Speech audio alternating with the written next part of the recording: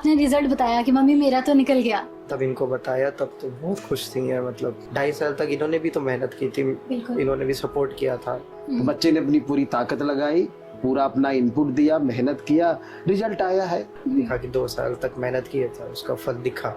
आपको पहली बार इसके बारे में पता लगा कि पेपर जो है वो लीक हो चुका है और हो सकता है कि वो रद्द भी हो सकता है। तो कैंसिल हुआ तो हमने इसको एक अपॉर्चुनिटी की तरह लिया, इनको भी समझाया कि भाई बेटा तुमको मौका मिला है। तो मुझे लगा था कि हाँ एक मौका मिल गया कि हम लोगों की खानदान में जो फर्स्ट MBBS डॉक्टर बनेगा, तो बहुत अच्छा लगा। नमस्कार, राम राम, खमा घनी। आप देख रहे हैं झलको मीडिया। मैं हूं स्वाति शर्मा। आज हमारे साथ एक ऐसे बच्चे और उनके माता पिता मौजूद है जिन्होंने सफलतापूर्वक नीट के एग्जाम को क्रैक किया है। मैं ऐसा क्यों कह रही हूं कि माता पिता और बच्चे दोनों ने क्रैक किया है, क्योंकि ये एक ऐसा एग्जाम है जिसमें माता पिता का भी उतना ही सहयोग होता है जितना कि स्टूडेंट का। हमारे साथ मौजूद है गौरांश गुप्ता जी, उनसे बात करेंगे। सबसे पहले तो बहुत बहुत आपको शुभकामनाएं कि आपने परीक्षा को क्रैक किया और झलको में आपका स्वागत है। थैंक्स सब। पहली बार जब आपने रिजल्ट देखा, वो जो स्क्रीन पर आपका नंबर आया, आपका नाम आया, तो वो देख के आपको कैसा लगा? मतलब उसमें एक्सपेक्टेड था कि जब मार्क्स आए थे तो एक्सपेक्टेड था कि 5,000 के अराउंड आए, क्योंकि जो भी रैंक प्रेडिक्टर थे उसमें बहुत रैंडम से आ रहे थे। 2,000 1,000 बता रहे थे और कुछ 9,000 बता रहे थे। इतना था कि 5,000 के लमसम आना चाहिए, कुछ अराउंड आएगा, तो उसके अराउंड आया। तो जो एक्सपेक्टेड था वही आ गया, तो अच्छा लगा था कि हाँ दिखा कि 2 साल तक मेहनत किया था, उसका फल दिखा। जब आप एग्जाम देके घर आए थे तो आपको लगा था कि इस बार मेरा क्रैक हो जाएगा आराम से? पहली बार दिया था एग्जाम? हाँ, मतलब पहला नीट दिया था जो इस साल हुआ था, जो लीक हो, फिर रीनीट दिया था। रीनीट में दौरान तो लगा था कि नहीं हो रहा है ऐसे, मतलब पेपर बहुत टफ लग रहा था। तो मेरे उस दिन तबीयत भी थोड़ी सी खराब थी, तो मुझे ऐसा पेपर के दौरान लग रहा था कि मुश्किल लग रहा है, ऐसे तो नहीं होगा। बट आया था, बाहर आया था, तो पापा को भी बोला था पेपर तो ठीक गया बट शायद ड्रॉप लेना पड़ सकता है, देखता। बट फिर रात को मार्क्स चेक किया तो पता चला कि हाँ ड्रॉप तो नहीं लेना पड़ेगा। तो आपने पढ़ाई करते करते 11-12 के साथ ही नीट अपीयर किया था? हाँ, 12th के साथ ही मैंने बोर्ड नीट सब कुछ एक साल ही थी। तो क्योंकि आप नीट कर रहे थे तो उसके लिए आपको हेल्प मिली 12th के एग्जाम में भी? हाँ, 12th क्योंकि साइंस वाले सब्जेक्ट में तो कोई था ही नहीं, सिलेबस थोड़ा सा सेम होता है। हाँ, उसमें कुछ यूनिक सा था नहीं, और तो हो गया था ऐसे। वही चीज है, जो सवाल बस लिखना था जो आता था, वहाँ पे सिर्फ MCQ टिक करने होते हैं, यहाँ पे बस लिखना होता है, ऐसे कुछ ज्यादा फर्क था नहीं, तो हो गया था उसमें। तो आपने इसके लिए कोई कोचिंग वगैरह भी की थी, कोई स्टडी मटेरियल वगैरह खरीदा हो? हाँ, मैंने अपने सीकर गया था 2 साल की पढ़ाई के लिए। तो PCP कोचिंग से मैंने किया था वहाँ की। और स्टडी मटेरियल तो मैंने मोस्टली तो उनके मॉड्यूल यूज़ किए, और सिंगेज वो भी बायो के लिए, फिजिक्स और केमिस्ट्री में जो PYQ होते JEE मेंस वाले वो किए थे। वहाँ का एनवायरनमेंट कैसा था? और सबसे इम्पोर्टेंट क्वेश्चन जो मैं पूछना चाहती हूँ कि कोई भी कोचिंग इंस्टीट्यूट जब हम चूज करते हैं तो वो कितना बड़ा रोल प्ले करता है हमारी पढ़ाई में, हमारी सिलेक्शन में भी? मेन तो मेहनत खुद की होती ही है, बट जो कोचिंग रहते हैं उनका मेन है कि आपको एक कॉम्पिटिटिव थोड़ा इन्वायरमेंट दे। आप घर पे बैठ के पढ़ाई करेंगे, आप घर का ही टेस्ट वेस्ट देंगे, तो उससे आपको इम्प्रूवमेंट हो रही है कि नहीं, ऐसे क्लियर आइडिया नहीं लगता। अगर आप जैसे कोचिंग जॉब देखो, रैंक अलग अलग आ रही है, कभी अच्छी आ रही है कभी खराब आ रही है, तो उससे आइडिया लगता है कि हाँ इसमें आपकी क्या तैयारी थी, इसमें ज़्यादा थी, इसमें कम थी, क्या कमी रह गई।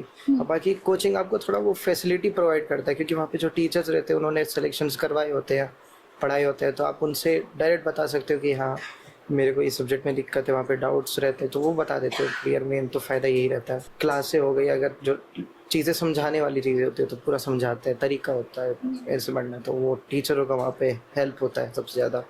इस पूरी जर्नी में मम्मी पापा का कितना ज़्यादा सपोर्ट रहा है आपके पीछे? इनका तो सबसे ज़्यादा ही सपोर्ट था। मतलब मम्मी ने ज़्यादा सपोर्ट किया मेंटली या फिर पापा ने?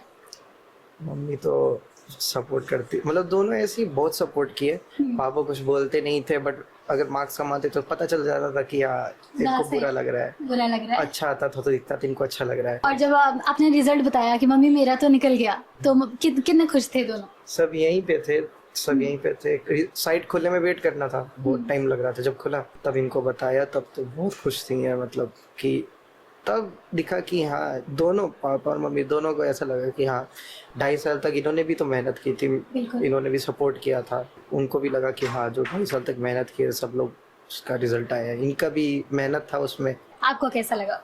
बहुत अच्छा। सबसे पहले तो भगवान के पास गए किया, फिर उसके बाद खुशी का मतलब इजहार ही नहीं कर सकते ना।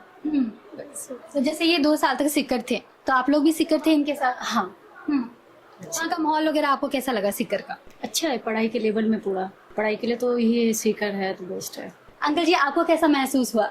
मैडम अच्छा लग रहा है, बच्चा अपने करियर की शुरुआत अच्छे तरीके से कर रहा है और जब स्टार्टिंग अच्छे से हो जाती है ना तो इन फ्यूचर बच्चा अपने आप को मैनेज कर लेता है।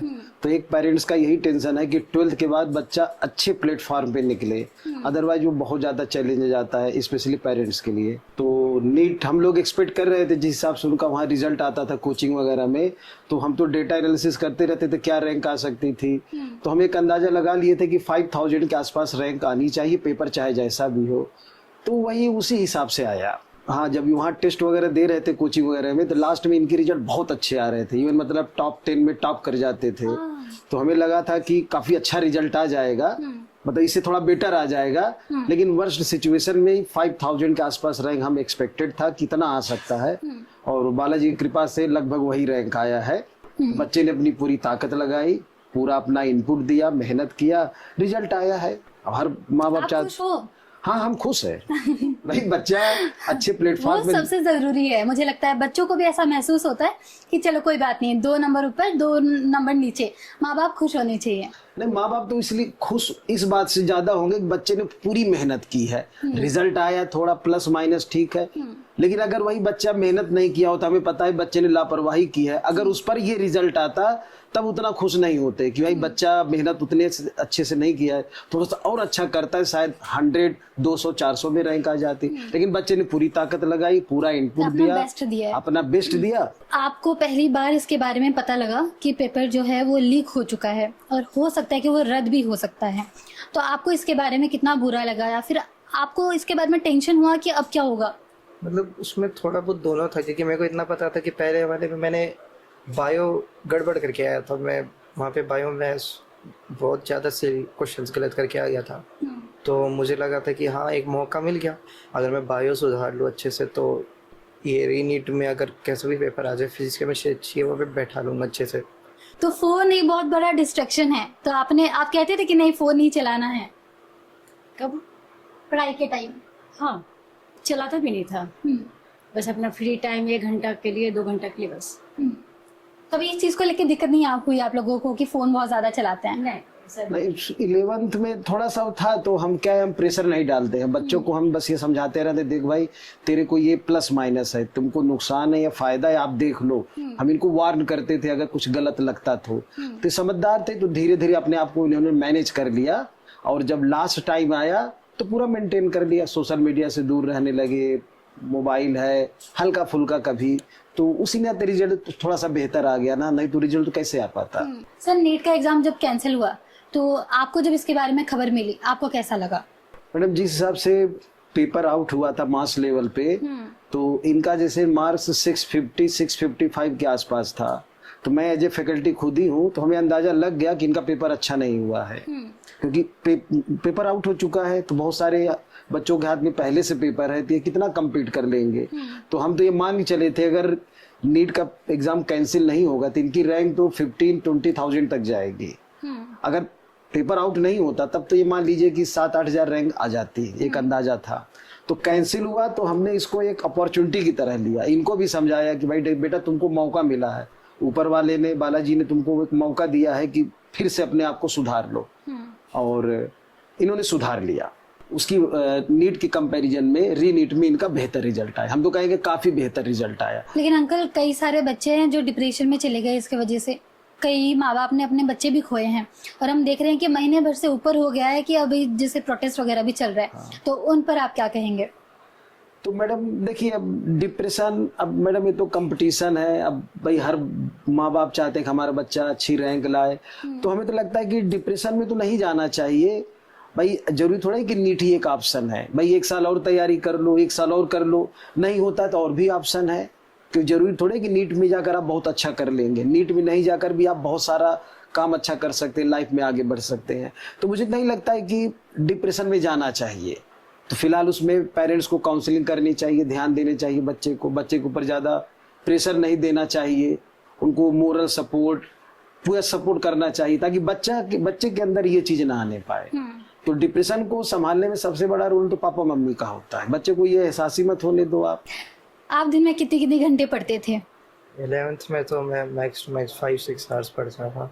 फिर 12th और मिड 12th के जब बोर्ड आने तक कुछ 6-7 ऐसे 8 आवर्स पढ़ता। फिर बाकी टाइम, फिर उसके बाद तो जब बोर्ड आने लग गए 1 महीने पहले, फिर तो दिन भर ऑलमोस्ट दिन भर बिना रुके, एकदम बिना रुके भी नहीं। बीच में कभी आ गया खाना खाने आ गया, कुछ थोड़ी देर टीवी देख लिया, फिर चला गया, फिर पढ़ने बैठ गया।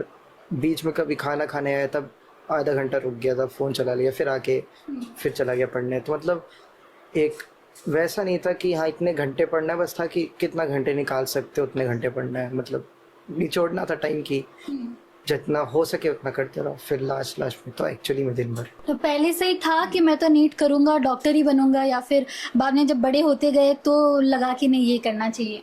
नहीं, मेरा तो शायद बचपन से ही था। इनका सपना था, इन्होंने मतलब ऐसे बोलते थे कि आप डॉक्टर बन जाओ। तो एक होता है कि पेरेंट्स भी बोल रहे थे और मेरे को भी डॉक्टरी फील्ड सही लगती थी, तो मैं भी उसमें की। क्या चूज करना चाहते हो? MBBS, BDS? क्या MBBS पक्का? हाँ। कोई ड्रीम कॉलेज है?